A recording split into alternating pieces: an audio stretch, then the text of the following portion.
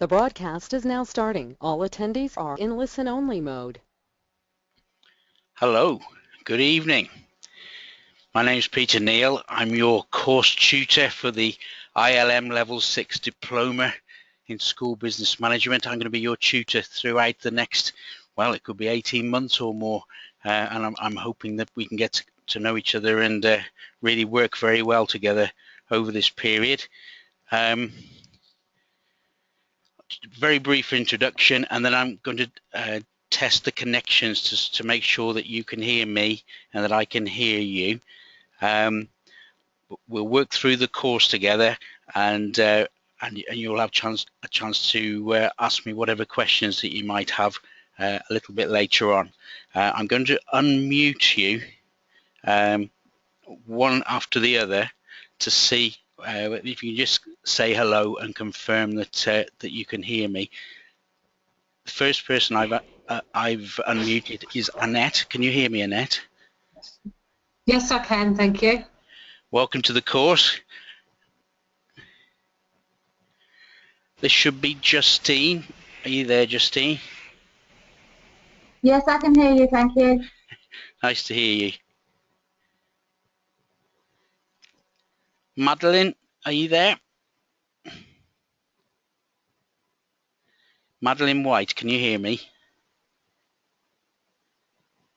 If you can hear me but you can't say anything, perhaps you could type something in the question area, then I'll know that you're able to communicate. Maxine, are you there? Yes, I am. Lovely to hear from you. Sandra, can you hear me? Hello, Sandra. It sounded like a Doctor Who like swish in the background there. Well, hopefully catch up with you, but perhaps Sandra, you could type something if you are able to contact us. Sharon, can you hear me? Oh, we've got 3 out of 6 so far. Okay. And finally, Susan, can you hear me? Yes, I can hear you. Brilliant. Hello. Hello, welcome aboard. So thank you very much. There are 7 of us all together at the moment. Within the tutor group, there are 11. And I've had apologies from 3. One person I haven't heard from at all. But we'll plough on regardless, and I'm hoping that the people who couldn't make contact, which were Madeline, Sandra and Sharon, I'm hoping very much that you'll be able to come on board, or at least type some questions just to show me that you're there.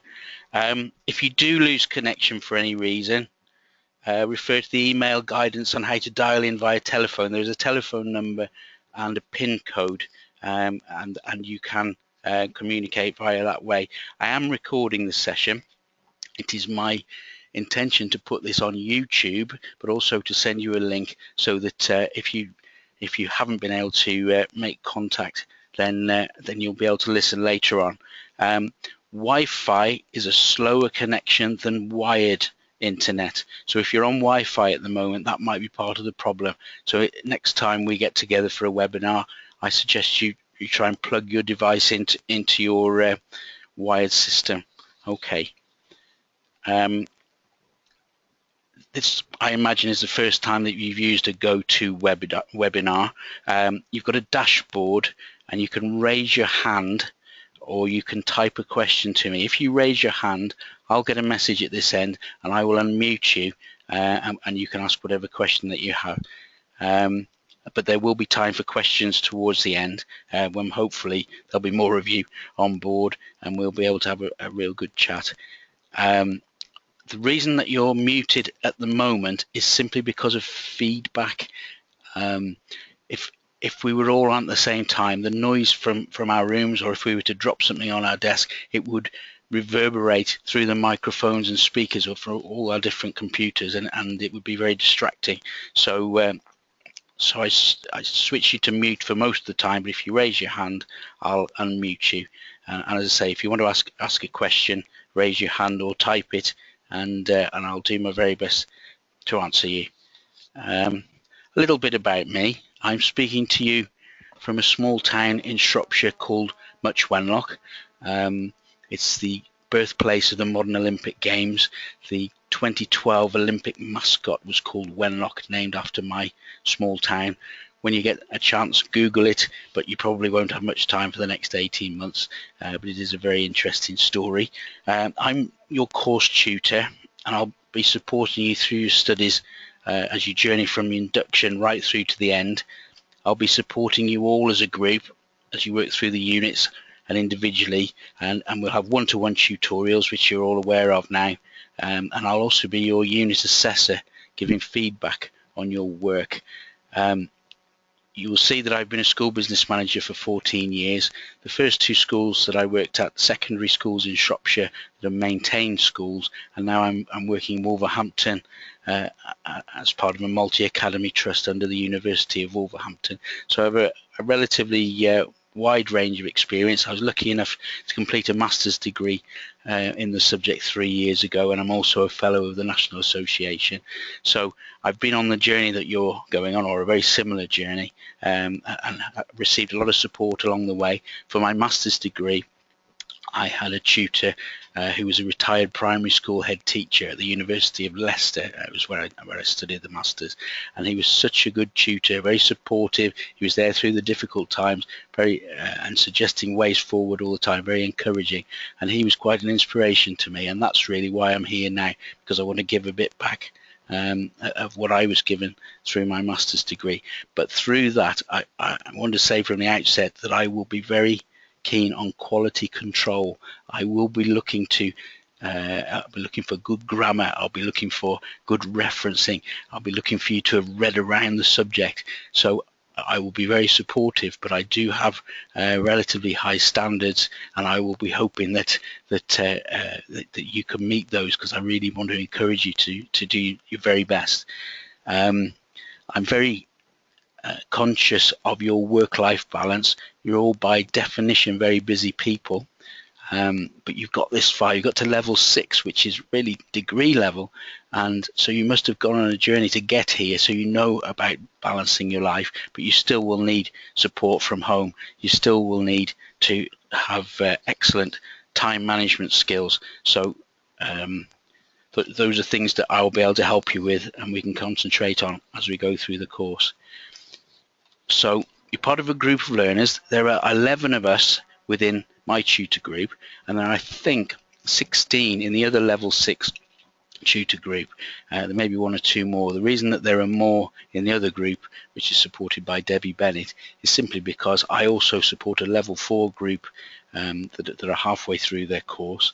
And from time to time I'll be going down to Trowbridge in Wiltshire to support a very small group down there. So I have a smaller number of learners, but we can get together with the others from time to time. Debbie will be delivering these webinars to you, and you'll, when eventually the VLE is working, because I think I checked tonight and nothing seemed to be working, so we've had all the technical frustrations. When those are finally resolved, you'll be able to go online and converse with the other learners. So it's a really experienced group of something like 27 learners, so you can gain a lot from getting to know them and learning from them, and I'm sure you've got a lot to offer yourselves. So induction started rather chaotically last week, and theoretically you should have read through the learner handbook and be completing the induction module. You may also have had a chance to look at the NST study and assessment writing guide and the referencing guide. I will understand if you haven't, because it all seems to be happening in a huge hurry. But I would really encourage you to work your way through those, and also the additional modules, particularly practitioner research, but also developing as a professional, because they will help you through the course. They'll build your knowledge and skills that are absolutely relevant to this course. You don't have to do all the activities or the suggested reading, but it will be helpful to you. Those modules can be explored in the early part of Unit 1 if you haven't had a chance to look at them yet. And Unit 1 itself begins on Monday, and Theoretically, you should go on the online area and begin work straight away, but in practice I will send you all the materials. I'm sorry that you were bombarded with emails over the last week, but that was really an antidote to all the technical problems that were being faced. And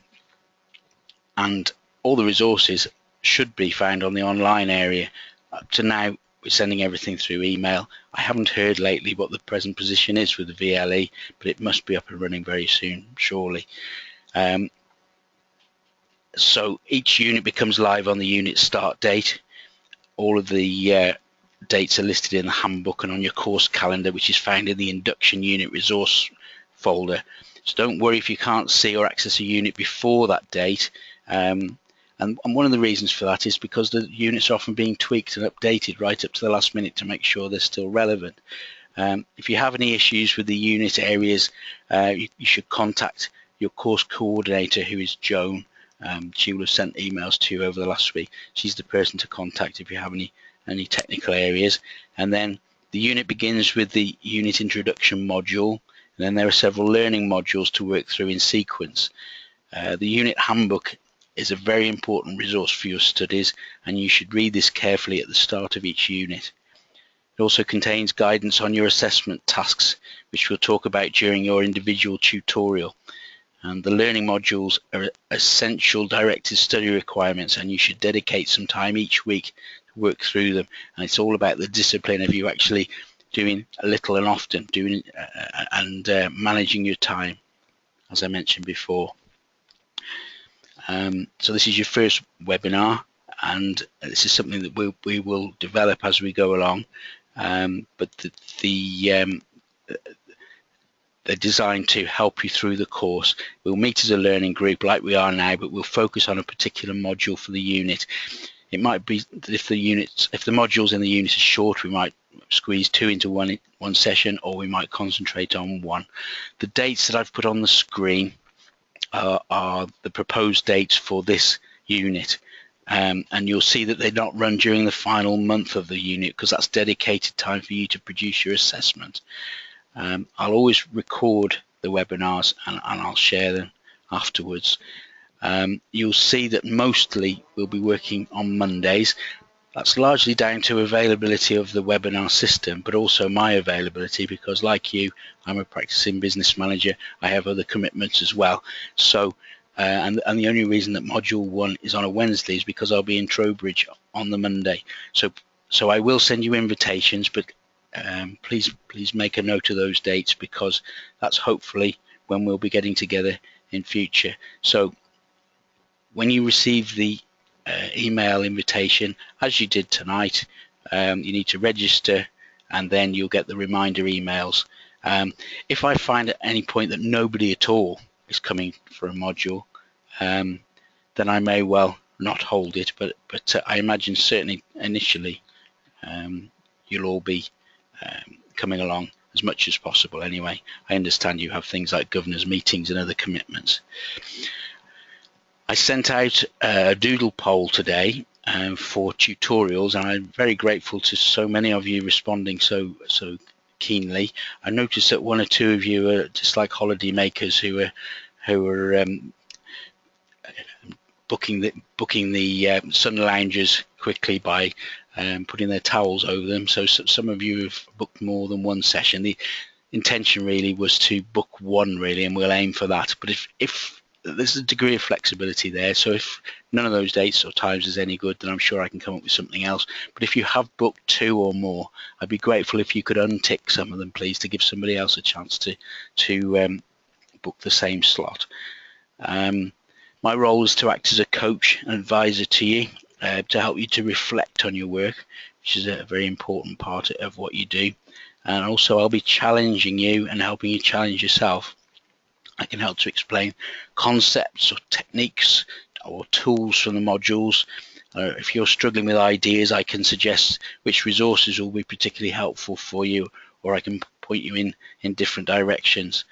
I'll talk you through your assessment tasks, ensure you fully understand what's expected, and at the end of the tutorial we'll complete a form to record the points so that you can remember the points that we raised. In general, I would like you to contact me by email. I did put my mobile number on my emails. I work in a school with thick walls, so there's no signal, so you can't get me during the day. I do check my emails during the day 2 or 3 times, and then in the evening, so hopefully I'll be able to come back to you relatively quickly.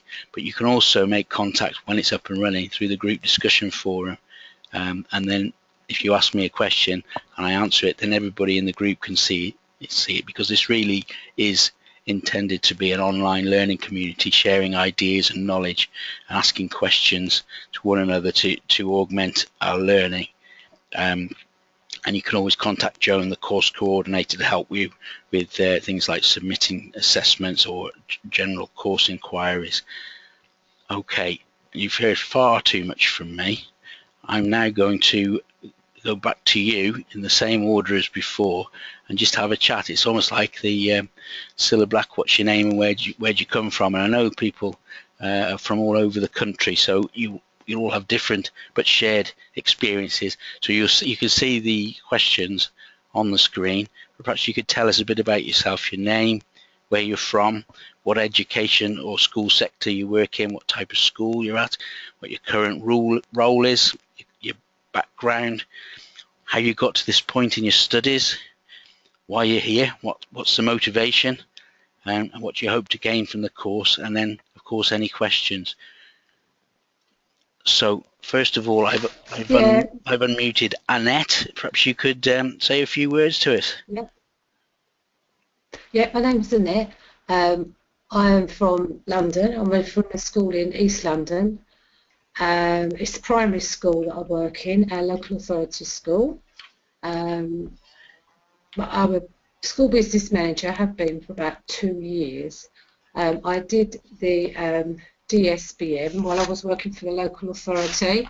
A lot of the services for the local authority and education were outsourced, and I was working for one of those companies, and it was a case of we was all being made redundant, so where'd you go from here? So I used my local authority knowledge and took a job as an aspiring business manager, and I've been in the role now for about 3 years. Quite challenging.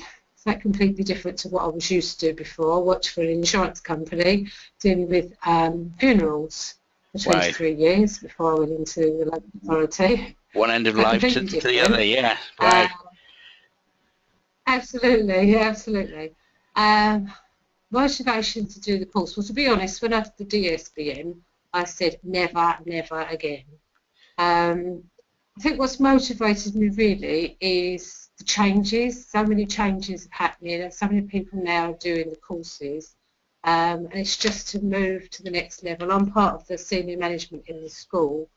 A lot of what I do actually is more operational than strategic, and I just thought this would take me out of that zone and get the SLT to accept me more, I think, at a strategic level rather than operational. So I think that's where I want to go, and that's what I hope to gain from the course, to be accepted more. I think they do see you still as, you know, the admin team rather than the business support team, and I think I want to try and shake that image, really.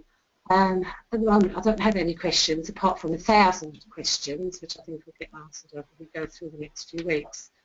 So I wouldn't want to say there's anything apart from, yeah, just to follow it really, inundated with paper and lots of things we need to do. So, yeah. Lovely to speak to you, Annette. A part of my master's degree, I was looking at the relationship between teaching staff and support staff. So I've got a lot of information in the background, and I'm sure I can help you raise your profile within the school. It's all about confidence as much as anything. So welcome aboard, yes. and I'm sure we'll be absolutely fine. I'm going to mute you again, and I have unmuted Justine. Are you there, Justine? Hello. Hello, my name's Justine Roberts. I live in Dorset in the southwest of England, and I am the Director of Business and Finance for a secondary academy in Hampshire, Ringwood School. My background is I've only been in the role since May last year. but I have spent many years doing a very similar role, but either for the NHS or private hospitals. So running everything that was non-clinical in a similar way that business managers seem to pick up everything that's non-teaching. Prior to that, I have spent 7 years with the Barclays Bank in London. I've worked with various insurance companies. I've even worked for local government. So I've sort of done a bit of everything. I'm a qualified accountant. I'm also a Prince 2 practitioner and have run multiple programs across the UK. I suppose from the course point of view, what I'm looking for is, I think I have a lot of knowledge and skills, but I just want to hone my knowledge more around education, specifically and around schools, particularly because I'm in the process of starting up the consultation process for creating a multi-academy trust. Wow, that's all very interesting indeed. What's the principal difference, Justine, between working in a school and working for the NHS? You said there are similar roles, but what are the differences? There aren't that major, because I think one of the key things is trying to get to, in the NHS, is trying to get clinical staff to understand the importance of finance and operational management. You know, there is a budget and you have to manage within it. It's not an endless amount of money. The same as within the school, you have to get schools to recognise the fact that you have a limited amount of funding and you have to make sure you're using that funding to the best value you can. So there's a lot in common, really. Very much so. I mean, obviously the HR side, the site management, all that side of it is very, very similar. I think the hardest bit to get my head around so far has been all the different sources of funding. Yes, yes. Was there anything you wanted to ask? No, I'm quite happy at the moment. I'm glad about that. Well, lovely to speak to you, Justine. Now, I am hoping that Madeline is there. We couldn't make contact before. Can you hear me, Madeline? That's a shame. As I said before, type a question or type a comment in the question section, and we'll be able to correspond that way. Next on my list is Maxine. Are you there, Maxine? I am. Hello. Hello. Yeah, my name's Maxine. Tell us all about you. From Lincolnshire, and currently working across 2 primary schools. I've worked within education finance for about 25 years in different sectors. I've done from nursery right through to further ed and adult ed. But as I say, currently working across 2 primary schools. And I think that's part of the reason for study, really, because I'm now starting to look, because I'm working across the 2 schools, starting to look more at the strategic process rather than just the operational. I did a DMS a long time ago, so I thought it was probably time that I did something further. Apart from working as a business manager across the 2 primary schools, I'm also a school governor in other schools, and just general interest in education, really. Excellent. Just hoping to be able to further that role. I'm sure we can bring knowledge, understanding, and confidence, really, as well. So welcome aboard. Were there any questions that you wish to raise, Maxine? Not at the moment, I don't think. Thanks, no. Okay, well, thank you very much. I'm going to mute you now. It's not a very nice verb, is it, to mute or unmute? I'm hoping that Sandra Holloway will be here. Oh, Sandra's put a hand up. That's a good sign. So at least I know you're there, Sandra. Was there anything you wanted to ask? If so, perhaps you could... Right. Suddenly something's appeared that I can read, and in fact Sandra's not very far away from me. Sandra Holloway is, well, I call it Shrewsbury, she might say Shrewsbury, in a local authority maintained primary school. She's worked for 13 years in the school, and is now the business manager and part of the SLT. She's an AAT technician, so that's an accounting technician, and this course will help her in the future as the school is heading towards a multi-academy trust. And really that's exactly the type of thing where we can help. When you're moving from an operational to a strategic role, this will stretch you, this course will stretch you, give you all sorts of ideas and thoughts, and give you that that backbone, I suppose, to stand up in front of other people and say, actually, it'd be much better if we do it this way than that. So thank you very much for typing that, Sandra, and welcome along. Sharon, are you there? We couldn't make contact before. Perhaps you could raise your hand or type something in the questions, and well, I'll look out for something for you, but nothing's forthcoming at the moment. But perhaps if you try and raise your hand, I'll know that you're there. That's the thing with modern technology, isn't it? It doesn't always work the way that you want it to. Okay, and finally, last but not least, I'm going to say hello, Susan. Are you still there? Hello. Hello. Hello. I'm from a special needs school in South East London. Been working in schools about 13 years. I started off in a special needs primary, and 3 years ago we actually closed down, and a primary and secondary closed down. We merged together, and I now work for the new all-age provision, which is 4 to 19. One of the buildings, the sixth centre that I manage, is still local authority, but the larger building is a PFI building, which has a multitude of problems. I pitched the DSBM about 3 years ago, and like one of the other colleagues, I vowed that would be it for me because I was too busy. But last year I did the SIPFA NASBM course, and I just felt for me to sort of that build my confidence back up again. I just thought that actually this course now would actually make people respect me on a different level as a more of a strategic person. I mean, we've got an awful lot of things going along around SEN funding, top-up funding, and I have a meeting at the local authority this week with SEN, and I just feel that just to gain this qualification would actually just sort of seal sort of the knowledge and sort of bind it all together, really. So that's what I'm sort of hoping. And obviously, working in education, the fact is this is considered a degree level course, and I think working in education, that that there is an expectation that you would take the qualification as far as you can, and that's sort of what I'm hoping to gain from the course, really. Excellent. And I don't have any questions at the moment. Pardon? I don't have any questions at the moment. Oh, thank goodness for that. What I haven't been asking people is whether you've managed to get anything on the VLE. I certainly haven't personally. Have you tried lately on the National Schools Training website?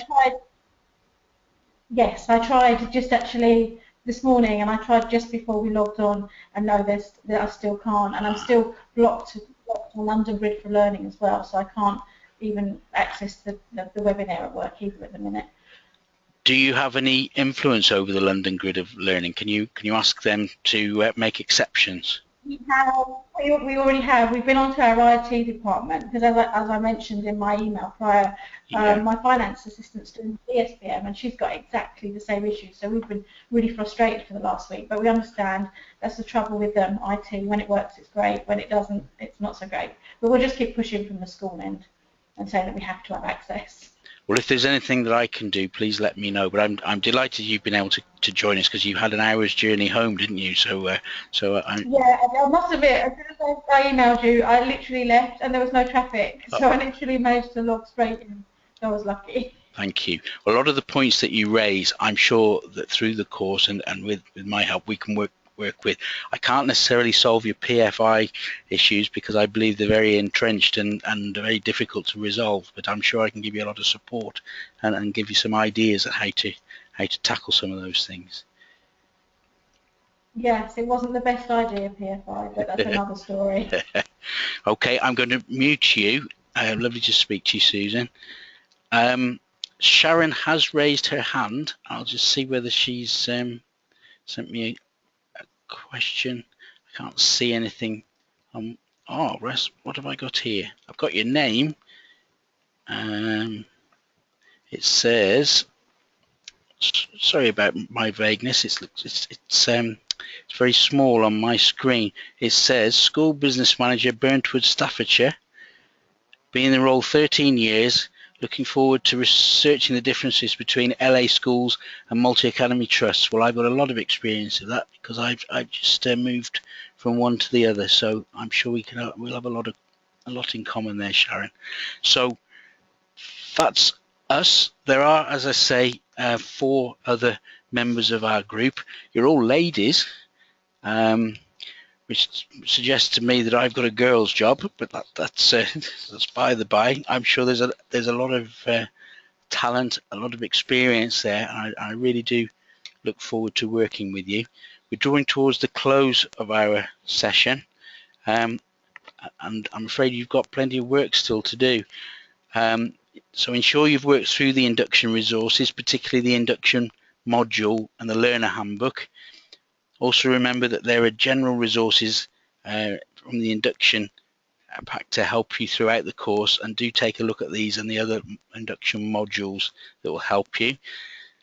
Unit 1 will be online in theory from the 1st of Feb. I will do my best to send you the materials by email, or I may even set up a Dropbox, which is a central place for you to access the materials. That might be better because the materials are probably very take up a lot of memory. I'll try and do that at the weekend. It says here, share any thoughts and questions on the discussion board. Well, at the moment it's just emails because it's not up and running. But please get in touch and ask me any questions, and if I don't know the answer, there are plenty of people that I can ask. The recording of the session, I think I've worked out how to put it on a private YouTube feed, but also I'll send you a link so you can download it, but it will be quite a large file, so I won't email it to you. Soon I'm going to be sending you the invitations to all the webinars, and I hope that you'll be able to attend as many as you can. And I just wonder if anybody would like to put their hand up with any final questions before we finish. Madeline, you've got your hand up, so I'll unmute you. What do you want to say, Madeline?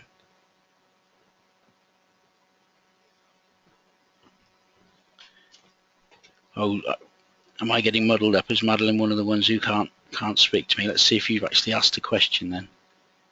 So I'm working out the technology myself. No, there doesn't seem to be anything coming through. If there was a question, you could always email me anyway. Does anybody else have any questions at all?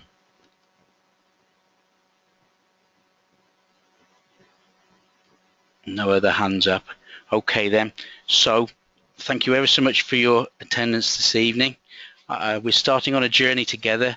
I'm sure that there'll be ups and downs, but I promise you there'll be more ups than downs.